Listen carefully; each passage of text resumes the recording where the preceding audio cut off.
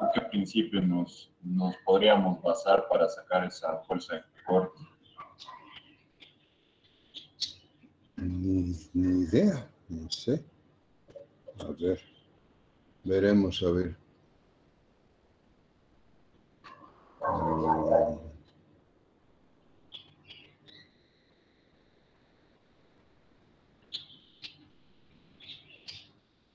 Tendríamos que ver, pues,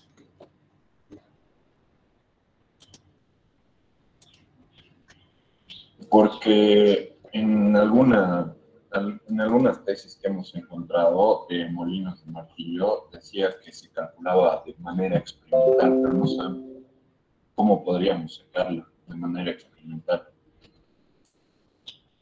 aquí hay uno de molino de martillos, no sé ni cómo es. Es que, como les digo, no hay fórmulas, son fórmulas Ingeniero, específicas para ingeniero, molino. esa fuerza se saca, creo que con pruebas, ingeniero. Y si no tienen la posibilidad de construir la máquina o hacer esas pruebas, tendrían que buscar en algún otro documento, ingeniero. Porque así, fórmula no hay.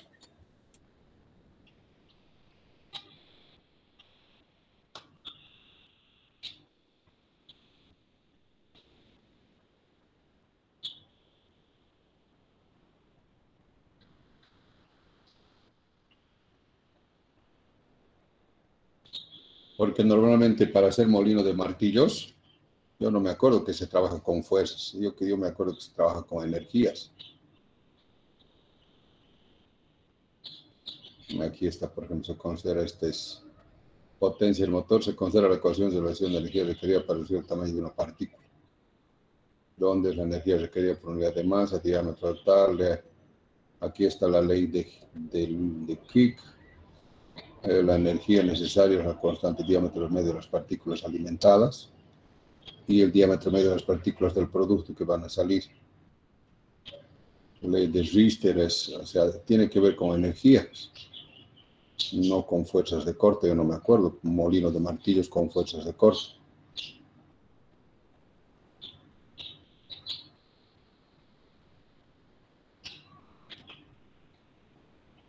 Aquí molino de martillos fijos, productividad aproximada, tonelada según diámetro del hueco de la zaranda, para diferentes. ¿Y cuántos? Más o menos en función de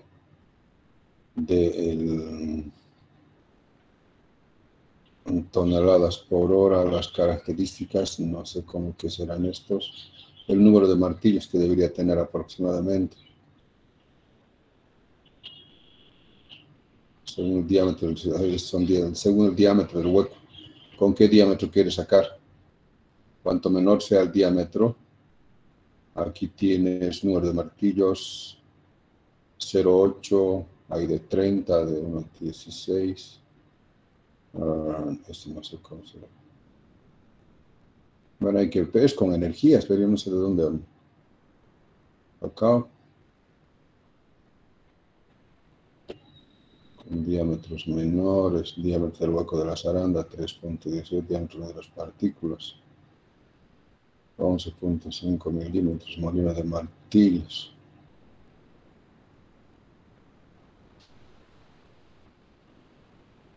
No sé qué bibliografía están utilizando, porque para dimensionar molinos es con energías o energías de impacto.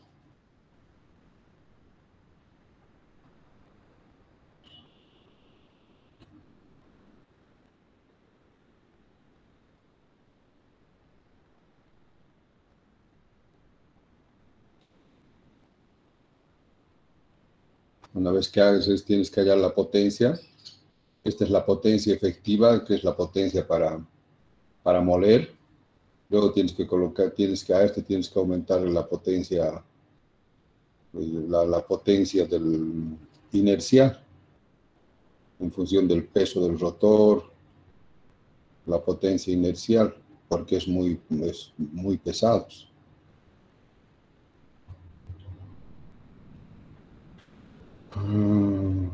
Y con eso después,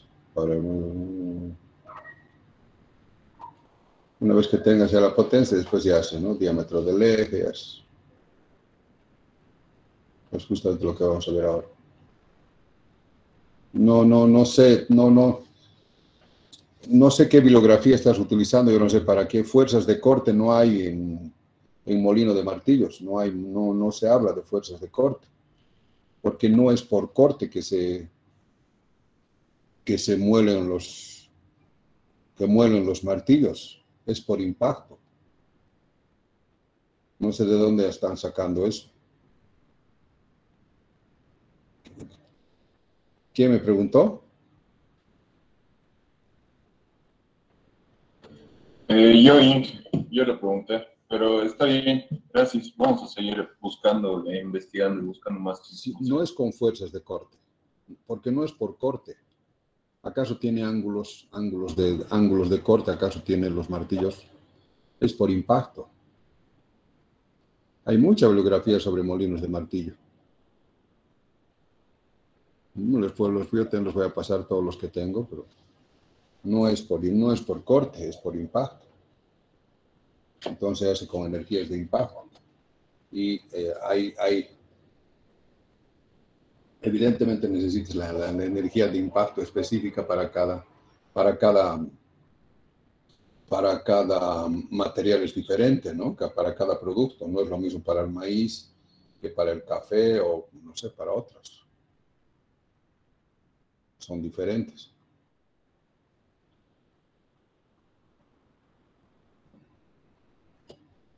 Aquí está la potencia final. Por ahí, la suma de las potencias. Sí, no. Están yendo por otro lado. Están perdidos. Tienen que volver. ¿Ya? Está bien, Ing, gracias. Seguiremos investigando. Sí, está en otra cosa. ¿Alguna otra pregunta?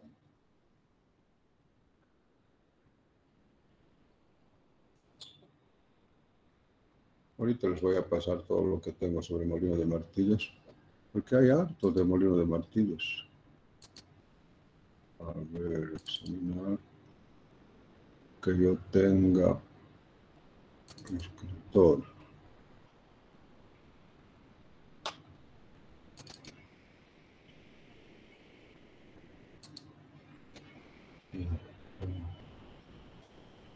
Okay.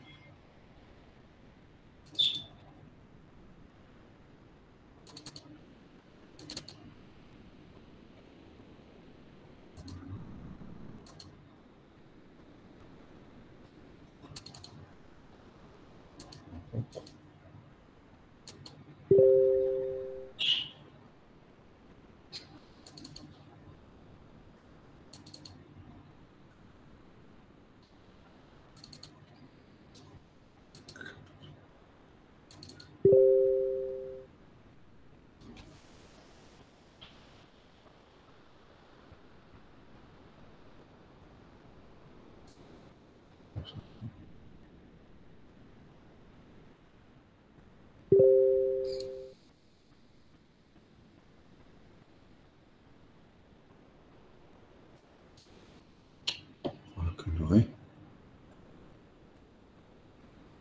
No, es que están haciendo.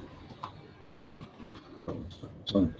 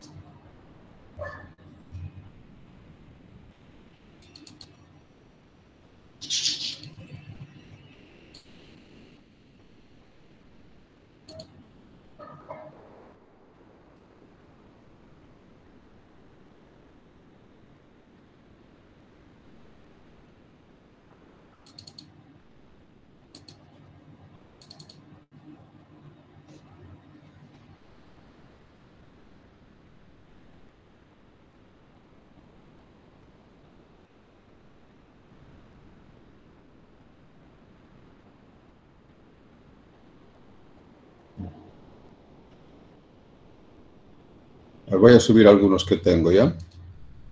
Los voy a subir para que tengan...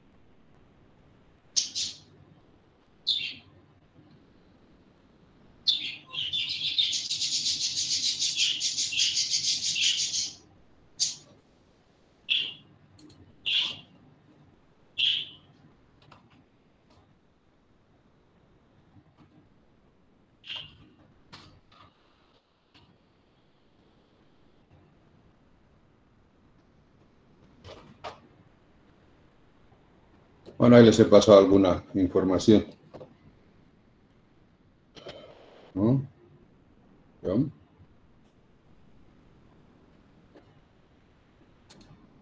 Bueno, vamos a continuar nosotros. Listo, gracias. Ya. Vamos a ver ahora ejes, cómo dimensionamos ejes. Para eso lo primero que hay que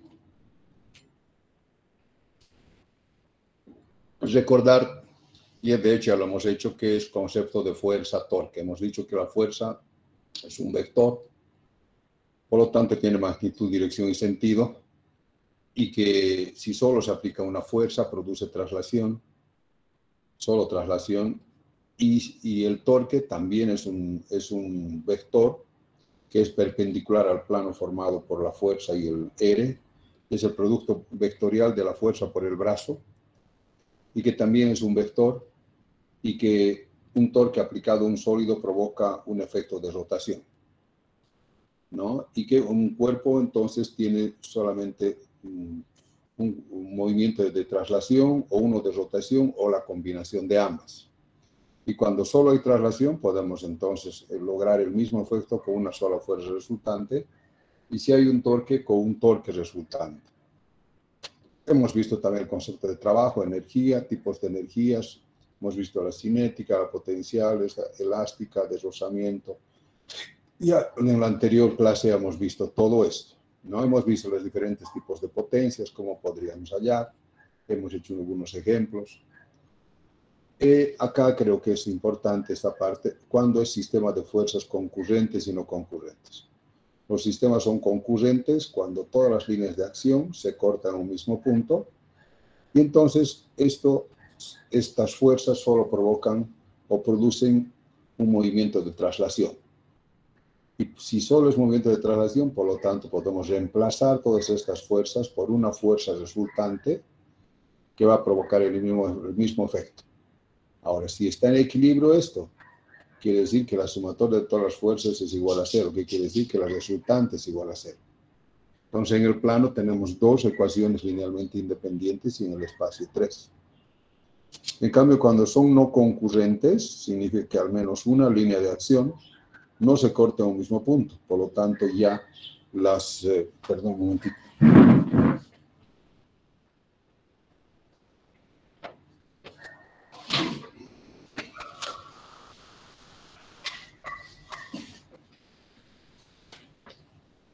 Por lo tanto, los movimientos que produce ya este sistema de fuerzas ya es traslación y rotación. De tal manera que si nosotros queremos reemplazar por resultantes, tendríamos que reemplazar por una fuerza resultante y por un torque. Entonces, cuando está en equilibrio, la fuerza tiene dos componentes y el momento tiene solo uno, porque es la dirección Z, ¿no? Entonces tenemos tres ecuaciones. En cambio, en el espacio tenemos 6 ecuaciones linealmente independientes. Grados de libertad. Los grados de libertad también son importantes, especialmente si nosotros vamos a utilizar programas computacionales para poder calcular ya sea diagrama de momentos flectores, esfuerzos cortantes, para hacer diagramas o finalmente para hallar tensiones. Nosotros necesitamos introducir en cada apoyo los grados de libertad que va a tener el apoyo. Y para eso es importante que nosotros entendamos bien. Hemos dicho que un cuerpo solamente puede tener dos movimientos, traslación y rotación. No hay más, o la combinación de ambas, pero no hay otro movimiento. Entonces hay dos tipos de movimientos, rotación y traslación.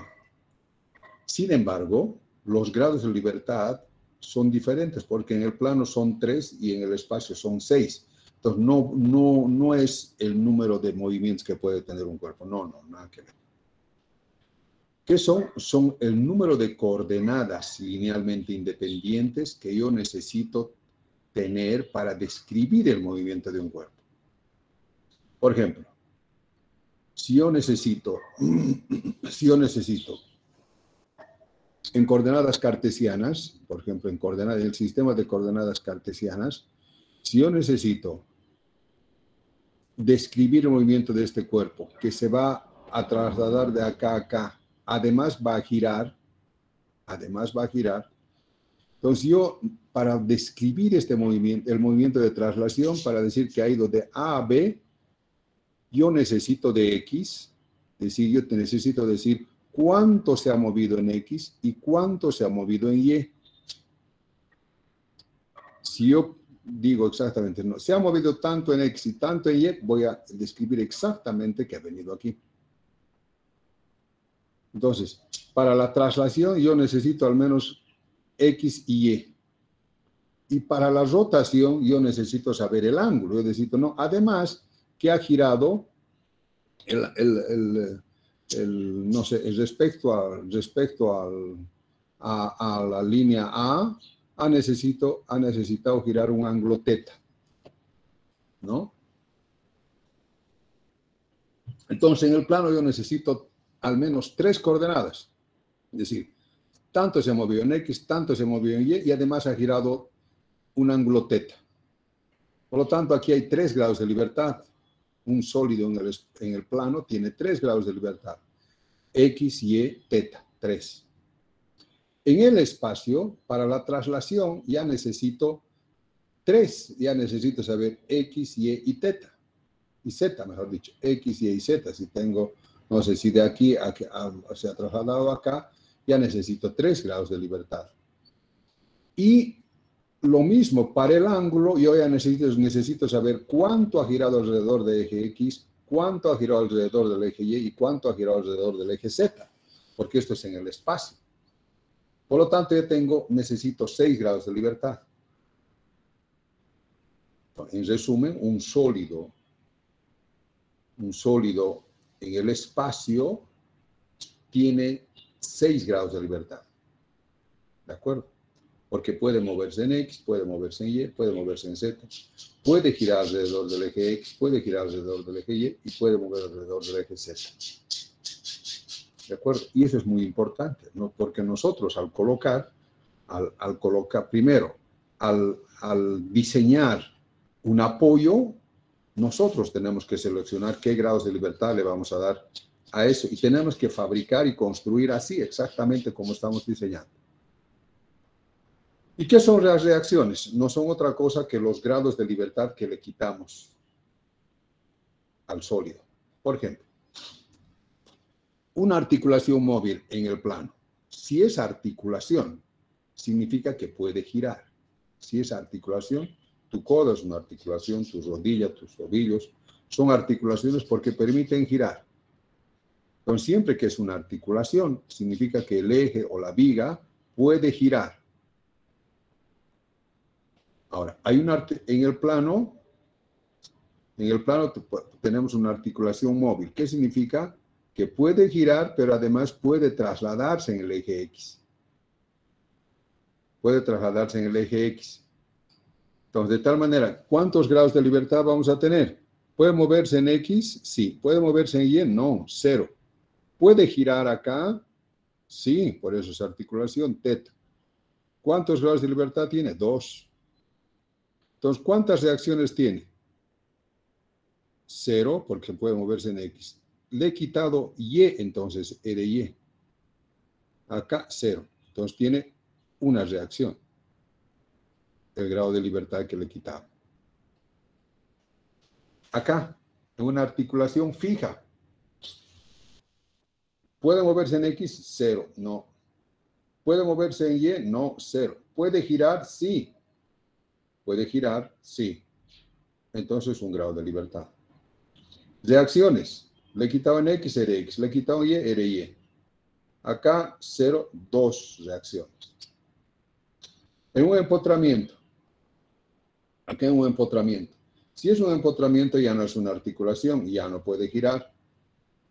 Entonces, ¿puede moverse en X? No. ¿Puede moverse en Y? No. ¿Puede girar? No. 0 grados de libertad. Reacciones. Le he quitado en X, era X. Le he quitado en Y, era Y. Le he quitado teta M. Porque hemos dicho, la vez que quitamos teta, si es teta Y, teta X, teta Y, son M's. Porque los momentos son los que hacen la rotación. Y las fuerzas son los que hacen la traslación. Si quito uno X, Y o Z, es RX, RY, RZ. Pero si quito teta X, teta Y, teta Z, va a ser MX, MY y MZ. MZ. ¿Se entendió?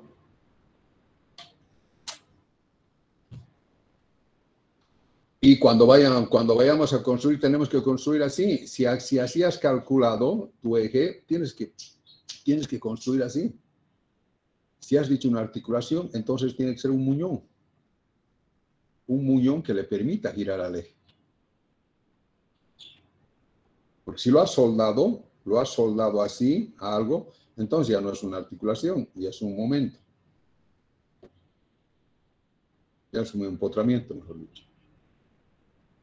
Bueno, este es un poco el resumen de todas las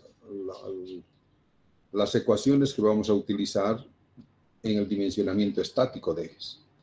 Hemos dicho que un sistema de fuerzas puede ser concurrente o no concurrente. Ahora, ¿qué efectos pueden generar este sistema de fuerzas en un sólido? Puede ser una tracción pura, como esta, una compresión pura, como esta, una cortante pura, como esta, 2 tablas con un pasador, una flexión pura, como esta, una torsión pura, como esta, o efectos combinados, por ejemplo, flexo, traxo, torsión. ¿De acuerdo? Estos son los efectos que puede producir un sistema de fuerzas. Ahora bien, en todos estos efectos solamente pueden presentarse 3 tensiones. Puede ser 1, 2 o 3. Dependiendo. Por ejemplo, ¿y cuáles son? Son de tracción, compresión y corte. Tipos de tensiones solo hay 3.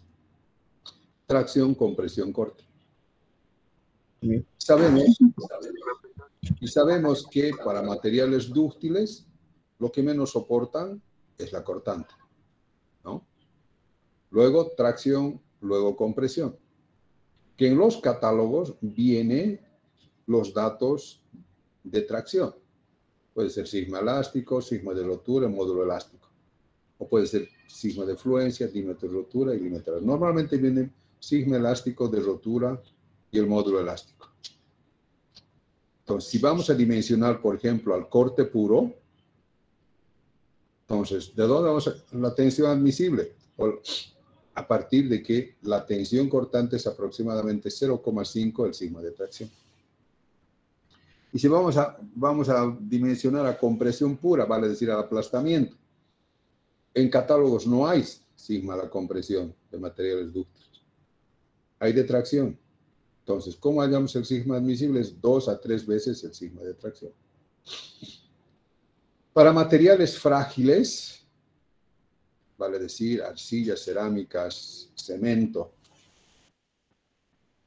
fundición blanca, algunas fundiciones, no todas, son muy frágiles, entonces su resistencia a la tracción es casi 0. Luego resiste un poquito más de corte y tiene muy buena resistencia a la compresión, menos que estos, que los dúctiles, pero tienen buena resistencia. Y que en costo estos son mucho, mucho más baratos que estos. Por ejemplo, el cemento con piedras, con arena, es mucho, mucho, mucho más barato que el acero.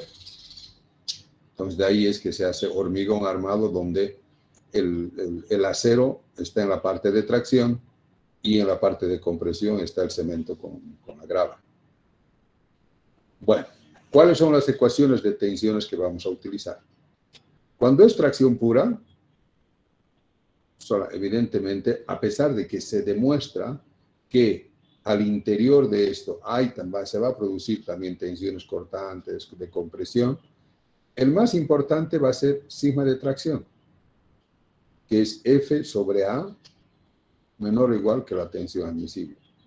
La tensión admisible es la tensión de fluencia o la tensión elástica sobre N, donde esto está en catálogos. Cuando está compresión pura, vale decir esto, por aplastamiento, es fuerza sobre A menor o igual que la tensión admisible a la compresión. La tensión admisible es aproximadamente 2 veces la de tracción. Cuando es cortante pura, vale decir esta, la tensión máxima es B sobre A, el esfuerzo sobre el área, donde B es paralela al área, ¿no? Menor o igual que tau admisible, y tau admisible es aproximadamente 0,5 de sigma de la tracción. Reitero, esto es para materiales dúctiles. Cuando es flexión pura, hay tensiones de tracción, tensión de compresión y tensión cortante.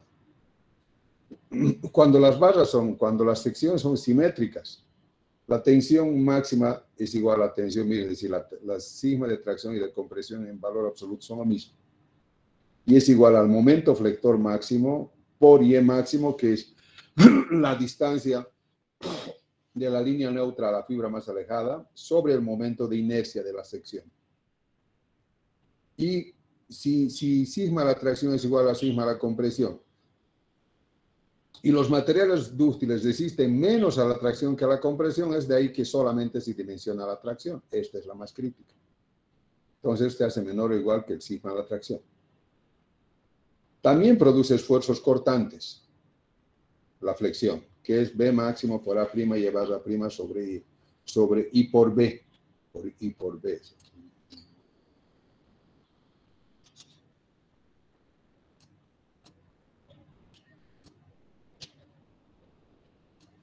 Sobre I por B, donde B es el esfuerzo cortante máxima,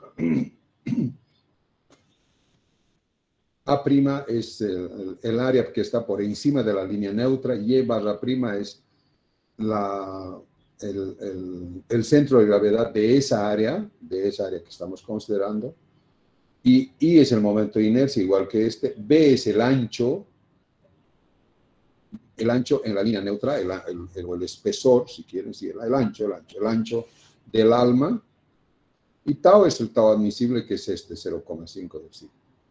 Pero este es de estos tres, sigma la tracción, compresión y cortante, la más importante es el sigma la tracción, de tal manera que a la flexión se dimensiona básicamente con esta ecuación, que es momento máximo por I máximo sobre I. Luego tenemos la torsión pura, que es este caso. ¿Dónde está? Torsión pura. La torsión pura también produce tensiones de tracción, de compresión y cortantes. En valor absoluto son los mismos, pero están en diferentes planos. Este está en un plano a 90 grados y este está en planos a 45 grados. Pero, digamos, si los tres están en valor absoluto son los mismos, y de los tres el que menos resiste los dúctiles es el cortante, entonces tenemos que dimensionar la cortante. De tal manera que, en general, para la torsión, se dimensiona, la fórmula que sale solo es el de la cortante, que es MT por R sobre I polar. Pero no es que no exista, sino como en valor absoluto son los mismos, el valor, y reitero, los dúctiles resistan menos a la cortante, entonces dimensionamos a la cortante. Lo mismo que acá. Si entre el sigma de tracción y el de compresión es el mismo, y tracción resiste menos que compresión, entonces dimensiona la tracción. No a la cortante, que debía ser a la cortante. ¿Por qué? Porque esta cortante se ha visto que es muy pequeña en relación a esto. Entonces, para la flexión es M máximo por I máximo sobre I. Y para la torsión es tensión cortante MT por el radio del eje sobre I polar, que es diferente. El I es respecto al eje Z, que sería pi por diámetro a la cuarta sobre 64, y I polar es respecto al polo, que es pi por diámetro a la cuarta sobre 32.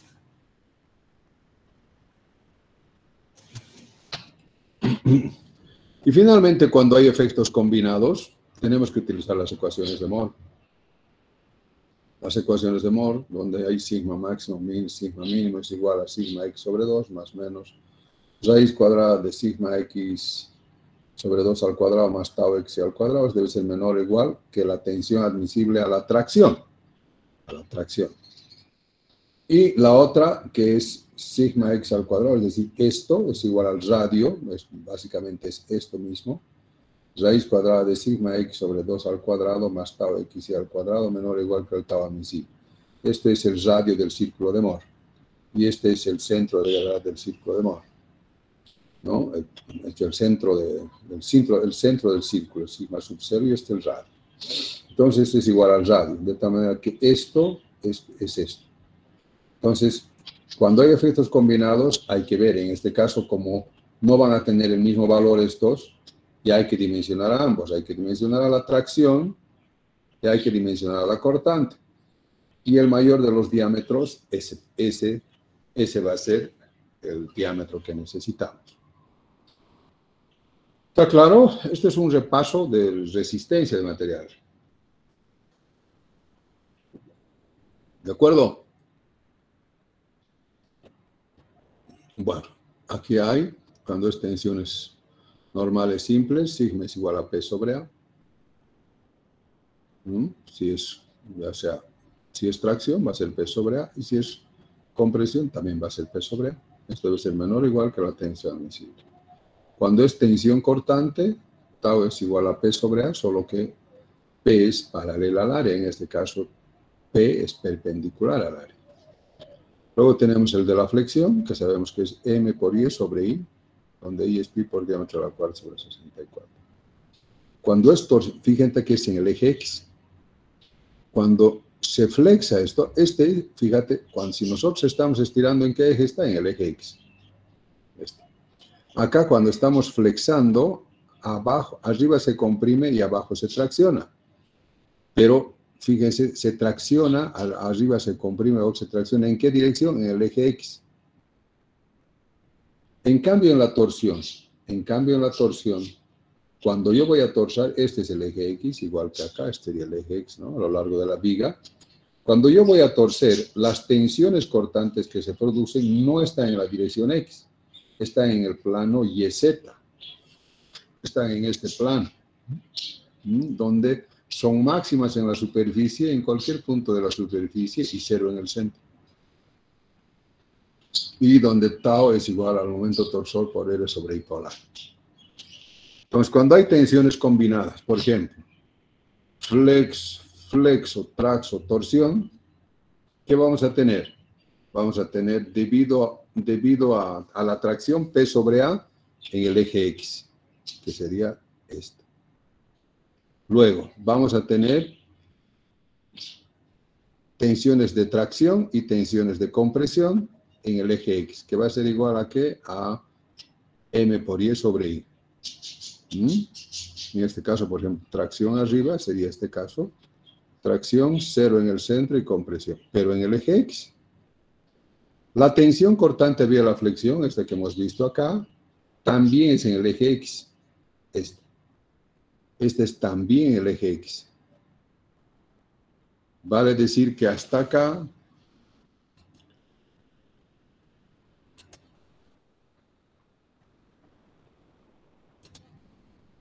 desde acá hasta acá, es el eje X.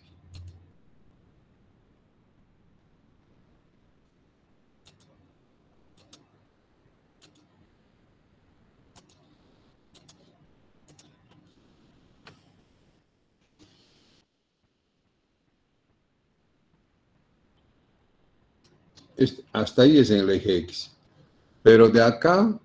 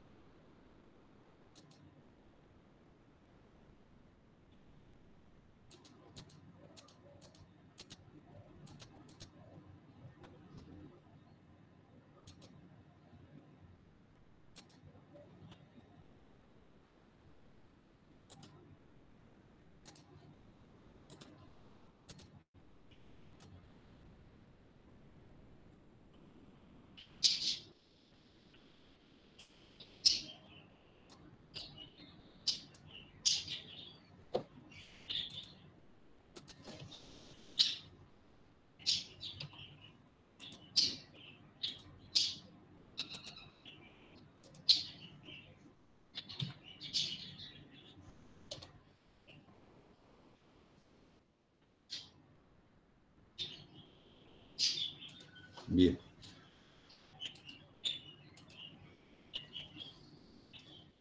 Entonces, estos de acá, estas tensiones, como son vectores, como están en el eje X, se puede sumar directamente. En cambio, este no, porque esto está en el plano YZ, acá. Por eso es que se tienen que utilizar las ecuaciones de Mohr. Entonces, acá decimos, ok, va a ser sigma X, que va a ser igual, en este caso sería acá, el punto más crítico, aquí va a ser, se va a sumar tracción con tracción, porque aquí sería tracción menos compresión, ¿no? Sabemos que la tracción es lo más crítico. Entonces, el punto más crítico va a ser entre 1, 2 y 3, sería el punto 1. En el punto 1 vamos a tener tracción, 0 y torsión. Entonces, el sigma X, vamos a tener sigma X y torsión acá, en este plano, que sería tau, el tau a la torsión. Entonces, el sigma X aquí va a ser igual a sigma N, a este que sería N sobre A, más el sigma de la flexión, que sería M por, bueno, en este caso por R, por Y máximo, que en este caso sería R, ¿no? Porque la línea neutra es acá, el diámetro por R sobre I. Sería pi por diámetro a la cuarta sobre 64. Y el tau máximo, acá, que sería tau a la torsión, va a ser momento torsor por R sobre I polar, que sería este. Entonces, aplicando las ecuaciones de Mohr, estas, tendríamos sigma máximo, va a ser sigma X, esto, sobre 2 más raíz de esto al cuadrado más tau al cuadrado, esto debe ser menor o igual que el sigma admisible. Y el tau máximo, este sería tau a la torsión. Okay. Vamos a ver, tau.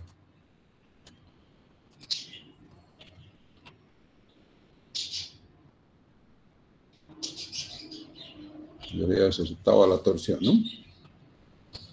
Entonces, el tau máximo, este de acá, que es del círculo de Mohr, que va a ser raíz cuadrada de sigma x al cuadrado medios más tau al cuadrado menor o igual tau admisible. Entonces, de aquí tenemos que hallar un diámetro y de aquí otro diámetro. ¿Está? Bueno, ese es entonces el dimensionamiento estático. Por lo general, nosotros vamos a tener siempre tensiones combinadas, porque de nosotros, primero, siempre está girando. Y como si gira, entonces hay potencia. Y si hay potencia, hay momento torsor. Y si hay momento torsor, hay torsión. Por lo tanto, torsión siempre va a haber. Flexión siempre va a haber. Siempre, porque siempre va a haber fuerzas. Fuerzas se hacen en el engranaje, en la polea, en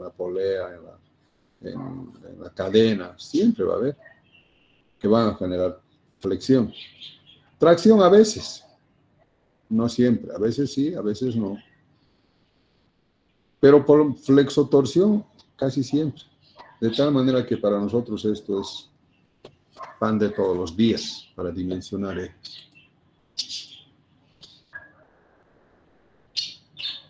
Bueno, entonces este es el dimensionamiento estático. Bueno, ahora, ¿de dónde sacamos nosotros las fuerzas? Habíamos dicho que lo primero que tenemos que hacer nosotros cuando vamos a dimensionar una máquina, lo primero que tenemos que dimensionar es la potencia. Una vez que tengas la potencia y la velocidad, entonces la potencia en cualquier parte, en cualquier punto es la misma, ¿no? Entonces, lo primero que tienes que hacer, una vez que has calculado la potencia, ¿no? Aquí están un poco los pasos para seguir, ¿no? Dice, el paso 1 es diseño del mecanismo, ya habíamos dicho. Diseño del mecanismo en función de en base a las funciones específicas, ¿no? La función principal, las funciones secundarias o específicas. En base a eso hemos diseñado el mecanismo. Luego, paso 2, determinar la velocidad óptima del proceso. ¿Se acuerdan? Por ejemplo, aquí, para arranque de viruta, siempre tenemos que encontrar la velocidad de corte, ya sea para torneado, para fresado, para cepillado. Y si es de corte, además tenemos que hallar los ángulos de corte, que son diferentes para cada material. Pero lo primero que tienes que hallar son las velocidades de corte, ¿no? Si no hay eso, o la velocidad de procesamiento, para una peladora de maní, para su molino, tienen que encontrar cuál es la velocidad óptima de proceso. Una vez que has hecho eso, tienes que determinar la potencia efectiva del proceso a través de diferentes fuentes, bibliografías, internet, un modelo propio. Porque hay, por ejemplo, para el molino, estamos viendo que ninguna de las potencias que hemos visto, ninguna de estas nos sirve, ni esta, ni esta. Con ninguna de estas podemos hallar nosotros, por ejemplo, la potencia de un molino. Porque la potencia más o menos viene por acá, la potencia de un molino, en función de la energía, del trabajo que se va a hacer. Y eso tiene que ver con las energías de impacto. Entonces va por acá, pero para eso hay unas fórmulas específicas que hay que buscar. Entonces hay que hallar la potencia efectiva. Una vez que tengas eso, ya, eureka, ya, puedes solucionar. Una vez que hagas eso, hay que hacer análisis comparativo de la potencia calculada con otras máquinas similares para ver si estás dentro de lo correcto, ya sea con catálogos, con internet o con máquinas similares. Una vez que ya estamos seguros de que la potencia efectiva que hemos calculado a través del modelo matemático que hemos seleccionado, entonces ahora hay que hallar la potencia del motor. Y eso hemos visto que está en función del factor de servicio, ¿no? Hay un factor de servicio, potencia, hay diferentes formas. Hay una que es una forma que es potencia, el factor de servicio, K sub S por P, donde está aquí. Y otro que es en función del rendimiento, más bien. El rendimiento. Y así también es. O los dos. Entonces hay que hallar la potencia efectiva, que tiene que ver con el tipo de máquina, con los rozamientos que va a haber, con las fuerzas de impacto, etcétera, etcétera. Una vez que hayas la potencia de servicio, entonces esta potencia de servicio todavía hay que dividirla entre el rendimiento del motor, porque el motor también tiene un rendimiento. Bueno, una vez ya que hemos tenido ya el motor y tenemos tenemos la potencia del motor y tenemos la velocidad del motor, hay que diseñar el tren de velocidades. ¿Cómo vamos a llegar desde el eje, del corazón hasta el motor? En este caso, por ejemplo, se había diseñado que sea un engranaje cónico, luego aquí hay engranajes helicoidales, luego hay engranajes rectos, luego hay aquí un sistema de poleas y recién se viene al motor. Y eso en función de lo que el otro día ya hemos avanzado, ya hemos dicho. Una vez que has hecho eso, una vez que ya hemos dimensionado, y ahí tienes que dimensionar los engranajes, todos los engranajes, ¿no? Dimensión de los engranajes, las correas, las cadenas. Y para eso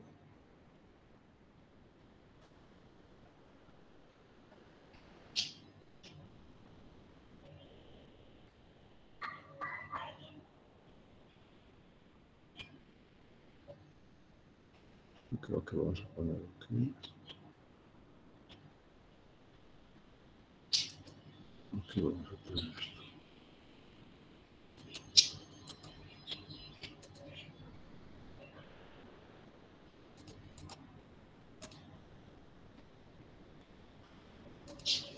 Una vez que has calculado y has hecho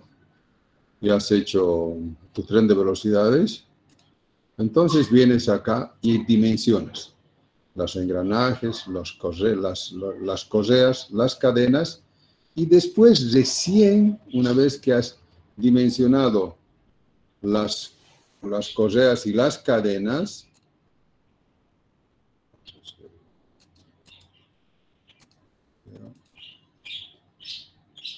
vas a dimensionar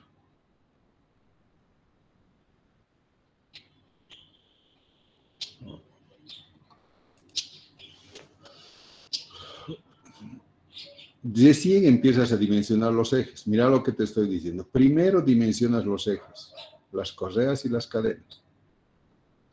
Porque vas a necesitar las fuerzas que están actuando en cada una de estas para dimensionar los ejes. Luego de dimensionar los ejes, recién puedes dimensionar las chavetas. Porque para ya dimensionar las chavetas vas a necesitar el diámetro del eje. Lo mismo, una vez que tengas los ejes, recién vas a dimensionar los cojinetes. ¿Por qué? Porque para dimensionar los rodamientos vas a necesitar el diámetro del eje.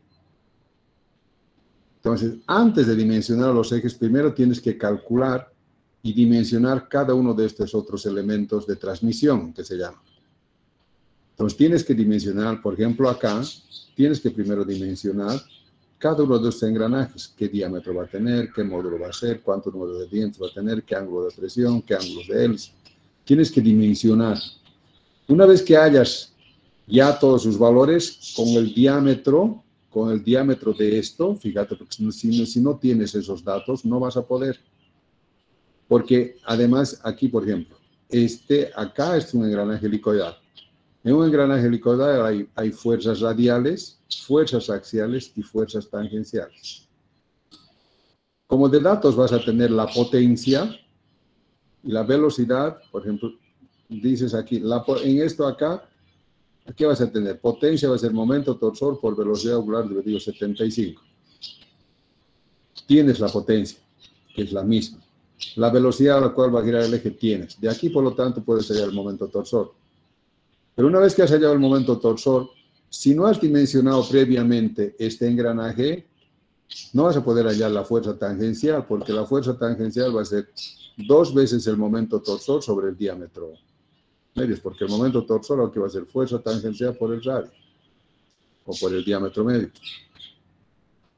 Y entonces, para hallar este diámetro medio, tienes que haber dimensionado esto. Por ejemplo, el módulo es igual al diámetro sobre el número de dientes. Entonces, de ahí hallas diámetro igual al módulo por el número de dientes. ¿Y cómo hallas el módulo? En función de las ecuaciones, de las ecuaciones a la rotura y al desgaste. ¿No? Eso es otra teoría. Pero una vez que has dimensionado recién al último, después de haber dimensionado todo el engranaje, recién hallas las fuerzas. Y esas son las fuerzas. Fuerza radial igual a tangente de phi sub t, que este es el ángulo de presión aparente. Ft por tangente de esto es el ángulo de hélice.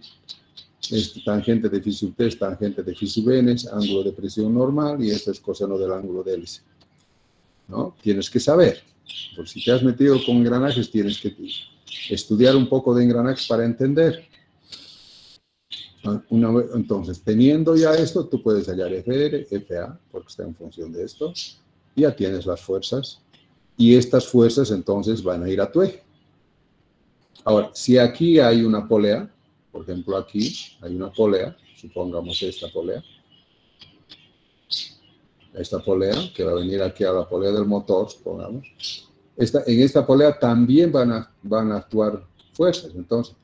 Pero antes de hallar las fuerzas, primero tienes que dimensionar acá la polea, la correa. Primero tienes que seleccionar correa, cuántas correas va a haber, qué diámetro va a tener la polea pequeña, qué diámetro va a tener la polea grande.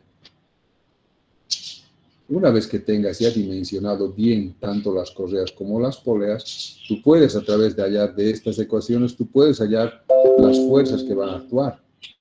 Aquí va a haber una fuerza T1 y aquí va a haber una fuerza T2, que no son las mismas. Cuando son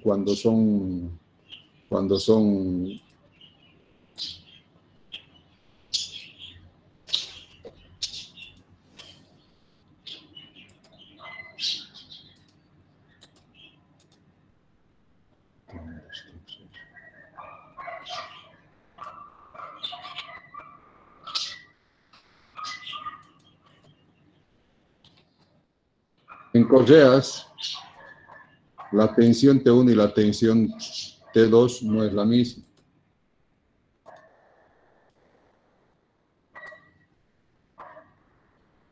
Está girando allá, sería esto T1, esto sería T2.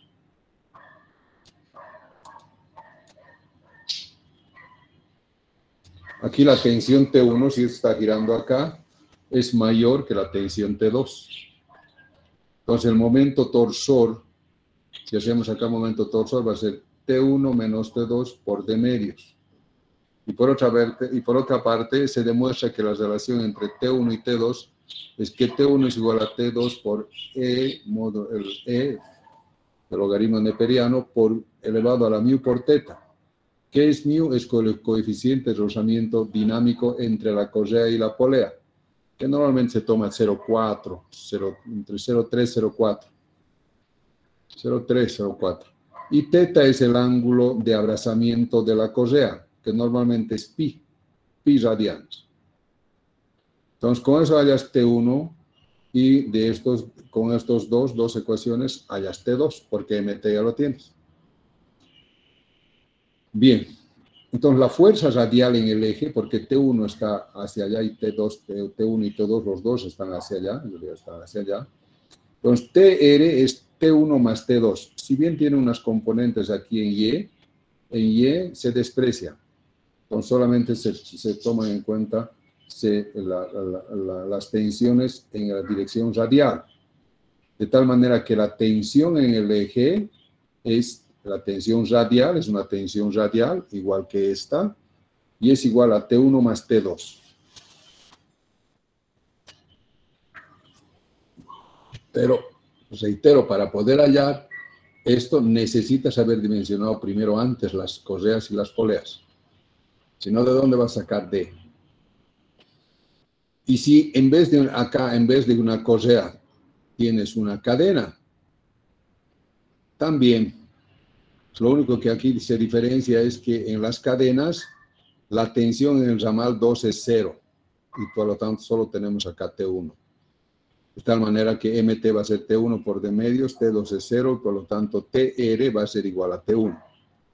Entonces ya tienes acá, si tienes acá una fuerza radial, ya vas a tener acá. Ahora bien, cuando vamos a llevar esto, supongamos a este eje, vamos a llevar a este eje. Hay que ver estas. ¿Están entendiendo hasta acá?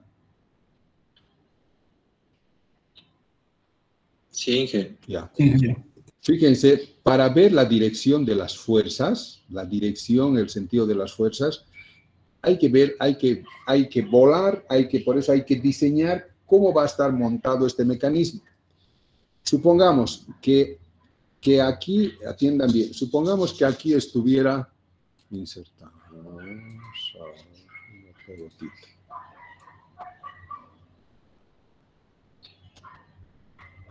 Supongamos que ahí estuviera el otro engranaje. ¿De acuerdo? Y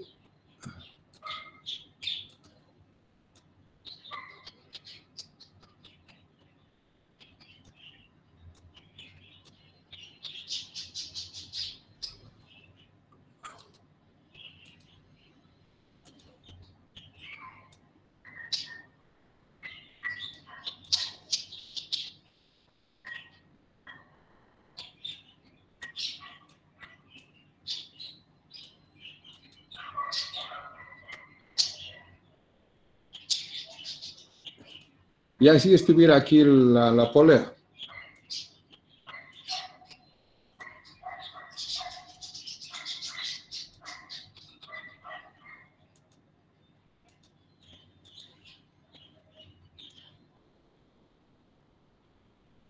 Supongamos que estuviera así, ¿no? Acá.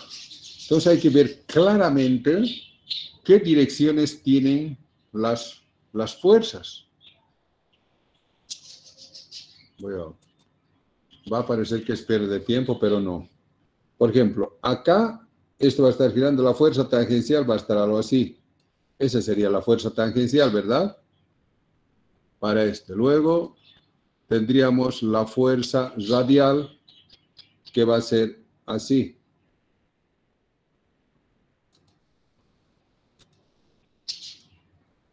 Esa sería la fuerza radial para este, para el engranaje. Supongamos que este es el engranaje, ¿no? Y tendríamos la fuerza axial,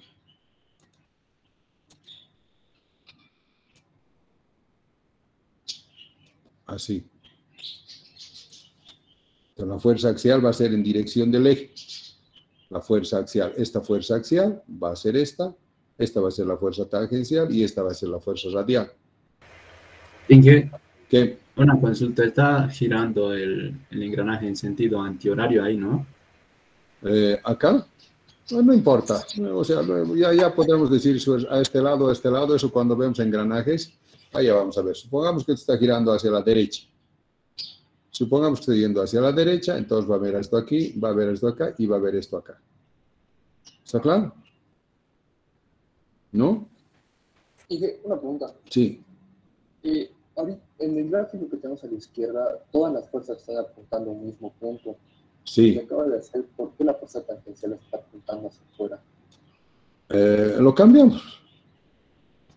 Ya, Ok, así. Entonces, ¿esta qué fuerza sería? ¿Esta qué fuerza sería? Tangencial. Este sería FT. Bien. Esa va a ser la fuerza tangencial. ¿Esta qué fuerza sería? Radial. Radial. La fuerza radial. Bien. ¿Y esta qué fuerza sería? La axial. Muy bien. Esa sería, ¿no?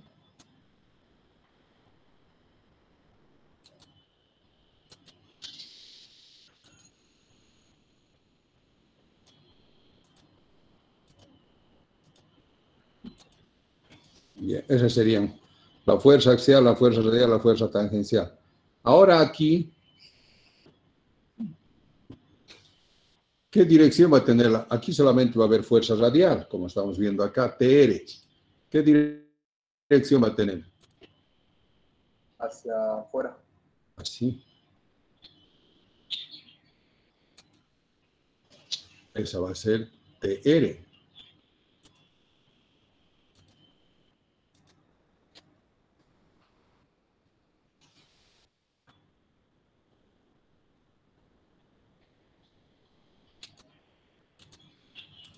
¿No? Entonces, cuando tú vas a dimensionar esto, tú tienes que llevar así.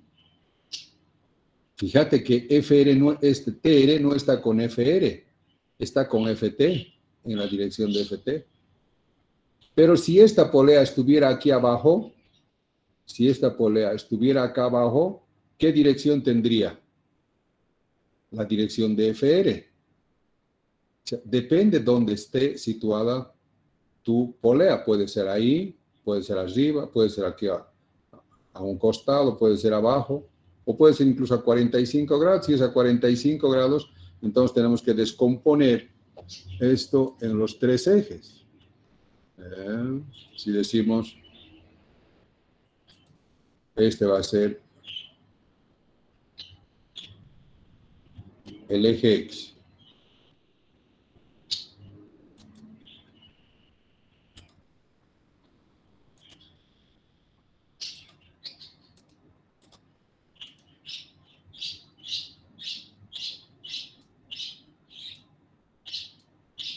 Este va a ser el eje Y.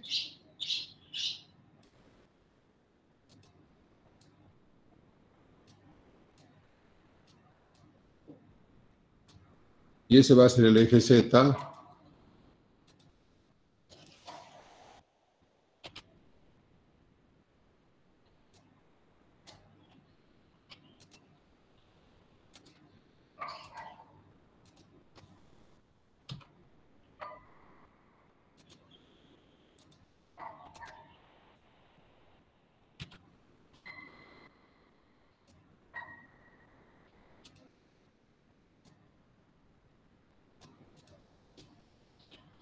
Entonces, en el eje Z, en este caso vamos a tener TR y FT.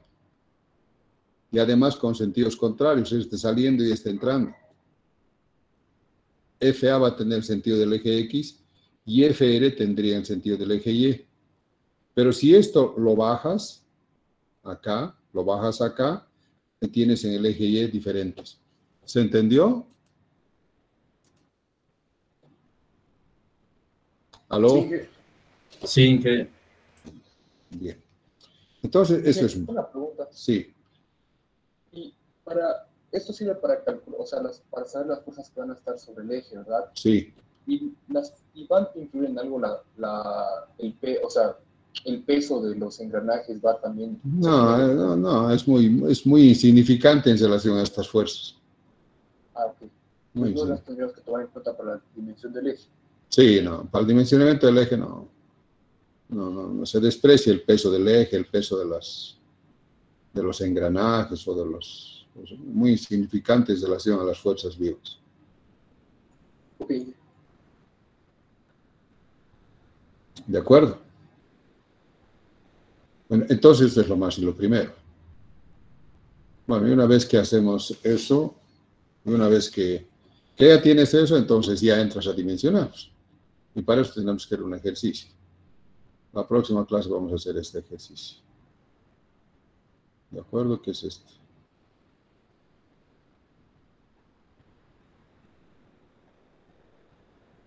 Bueno, vamos a ver la próxima. ¿Alguna pregunta hasta acá?